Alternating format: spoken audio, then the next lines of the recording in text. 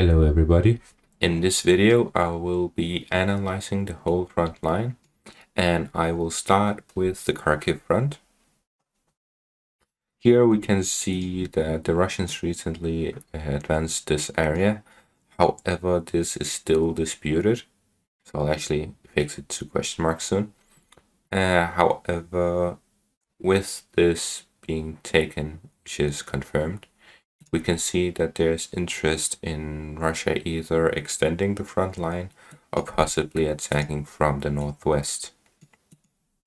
Which in my video where I talked about how Kharkiv is going to be taken over by the Russians, we can see that this is actually in Russian interest to take and go for this city here, as it is a choke point for supplies going in and out of Kharkiv to the west.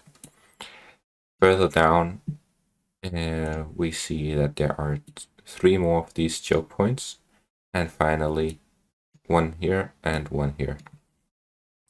Russia needs to control all of these 5 and 6 areas, with the north included, to completely encircle Kharkiv. Here we can actually see that there is one big village here that is actually very big. And you can see how, if we go close enough, we see that it is actually fairly dense with few roads. But the point is that between these houses there's open areas, which is true to most of the Ukrainian villages.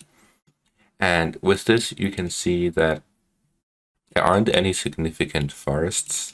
Once you enter these villages, you are able to, if you pass through these forests at the gates of the village, you are past most of their defensive lines, as these villages themselves aren't that well protected.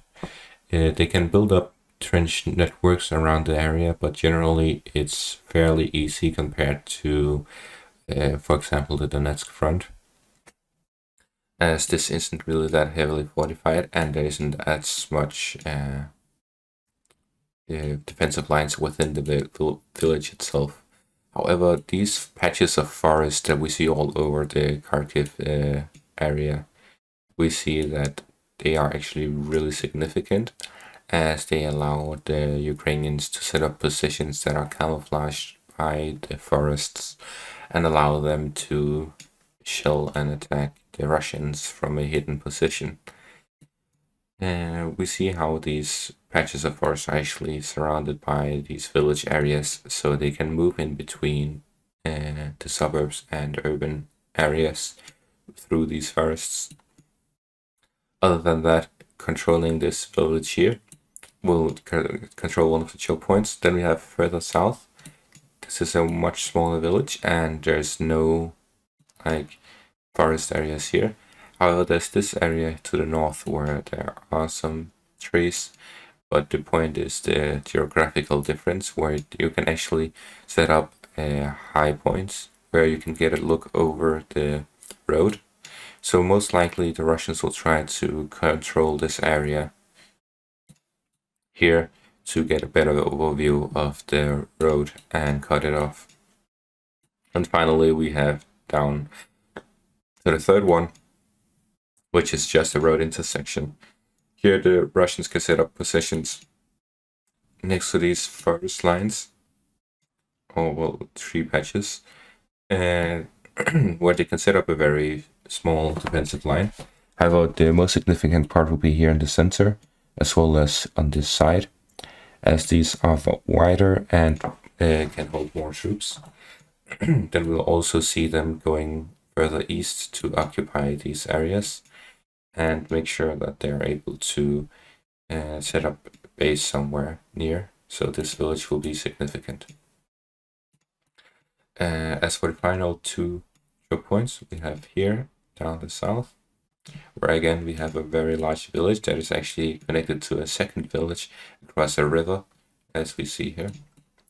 So most likely they will take parts of, if not all of these villages, to set up defensive positions in this area. And specifically this area, there is a drop in altitude with a river going down the middle, which actually poses a problem as setting up anything here will be very detrimental. However, to the east there's these forests patches, which allows them to set up base around here, and possibly further east and north. So generally they will set up positions in this area, as well as taking over this part, which is the most important. And then the final choke point down here, we see that there's actually an airport next to it as well. So this is probably the most important one. The way we'll see the Russians going for it is definitely from the south, east, as well as from the northeast going around. So this is the most significant part, because not only does it completely cut off all the supplies in and out of Kharkiv once they've taken this part as well, but also because it allows them to take control of this airport. And once they push further into Kharkiv, they will be able to use this, but they must push much into it, because otherwise we may see sabotage or shelling and so on. So most likely it actually won't be used. However, if we see the city itself fall, they can rebuild the areas on the runway that are probably shelled at, and then they will be able to use this, as this is one of the major airports in Ukraine. They could probably hold 100 planes here. That's it for the Kharkiv front. Further southeast towards the Izyum front, we see that Tuserivka still hasn't been 100% claimed by either side, so it's most likely still fighting ongoing here. And again, this is a choke point where the Russians can actually cut off this road. So they are pushing towards this control of this road here by taking Velika Nokoshuvakha as well. They're able to cut off this pocket in the Izyum backland. And then further south, they are pushing towards Barvinkov, which is the Ukrainian supply line into the Donbass, into Slavyansk. So in this area, we see that there are actually very few areas with smaller valleys. So most likely they will just try to take operational fire control over these areas, but not actually take them, as if they actually take them, then they will be in a vulnerable position. So maybe they're going for an encirclement or similar to that. Other than that, we will see them push from all fronts to around this area, where they can establish fire control over the railway, where they can shell it, making it unusable. And then we'll see them stabilize the front line around this area, as there's no reason for them to actually go in and take it until they have starved them of their supplies. As for the Slavyansk front, we actually see that they are pushing here to the south. Eventually they will push towards Sudorov, which will actually cut off Priship and Tetyanivka and allow the Russians to river cross in this area. After which they will push further south towards this hill area, where they are able to get high ground and get an overview over Slavyansk, and they can start shelling from this position. Other than that, they will not push much further, and again, until they have been starved of their supplies. On the Siversk front, we saw that they may possibly have taken Verkhnokh-Kamyanske and then pushed towards the south and the north at the same time of Siversk, while at the same time attacking Serebrenka Hryhorivka. So we may see some kind of pincer move, where they try and take from both sides to cut off the defenders, as well as reach the artillery on the other side of the hill, but also to push further north towards the river to cut off the Ukrainian defenders in Hryhorivka and Serebrenka.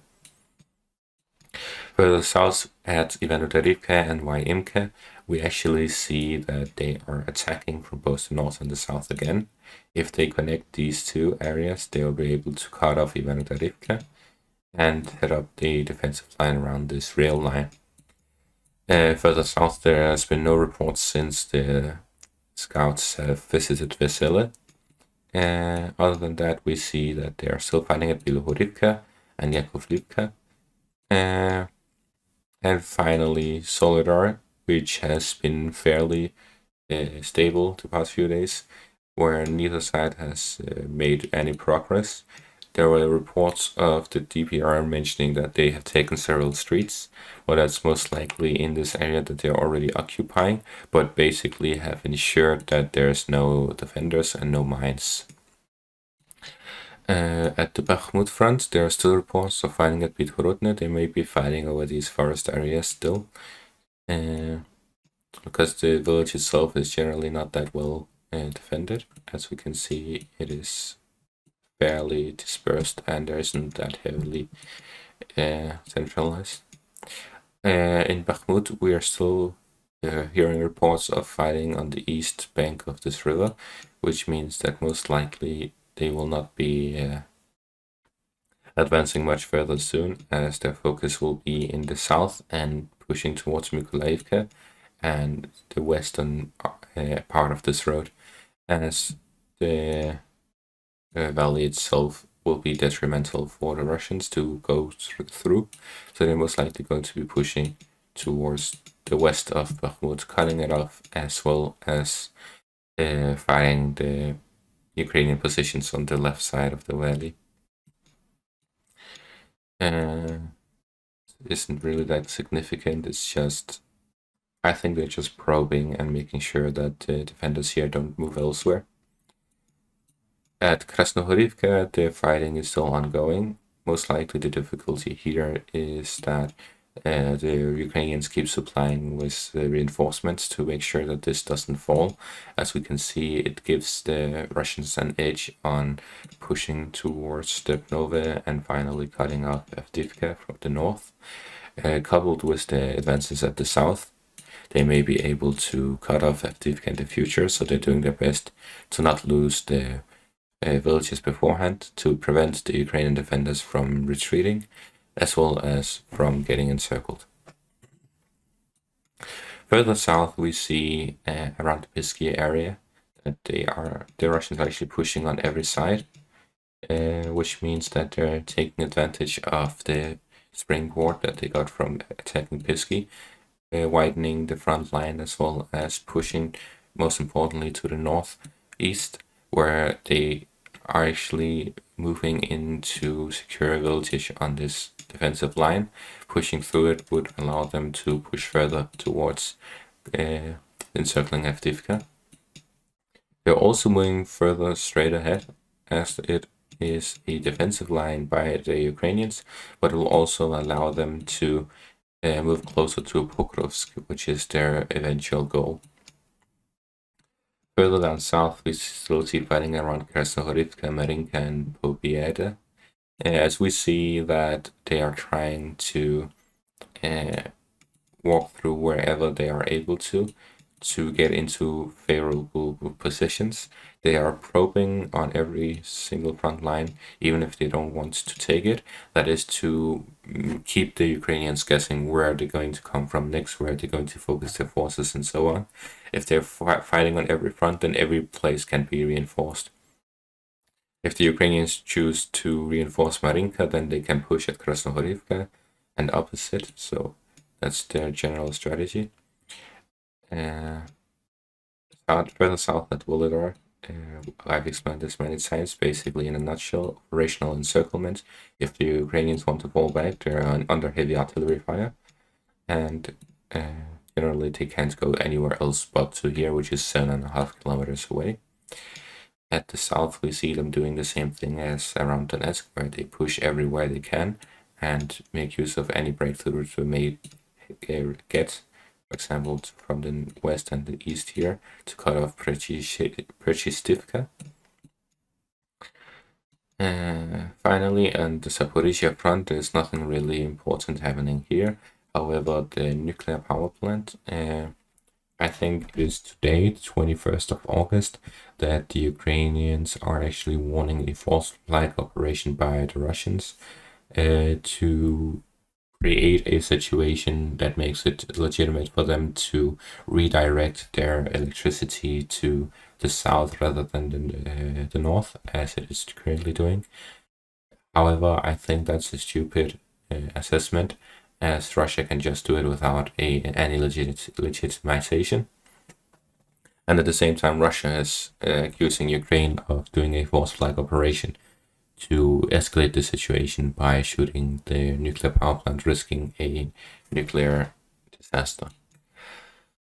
As for the Kherson front, there isn't anything significant here either. But again, they keep making sure that the Ukrainians can only guess where they're going to go next with the airstrike on the bridge west of Mykolaiv. We see that the Russians may potentially be interested in cutting off these 4 bridges that connect Mykolaiv with the north and the west, which will allow the Russians to basically cut off the Ukrainians at Mykolaiv purely by reaching this river rather than passing through it. This will allow them to essentially encircle the village or the city by just reaching the river. Then they will be fighting on every front and starving them out, which will eventually make them capitulate, and then they can slowly but surely take across the river and so on, as they have taken the most significant part. As for the attacks on Crimea and Russian soil, I think generally it is intensifying, which only means that we're getting closer and closer to an inevitable Russian response where they either declare war or generally just increase their efforts in the military operation. That's it for this video. Thanks for watching and have a great day.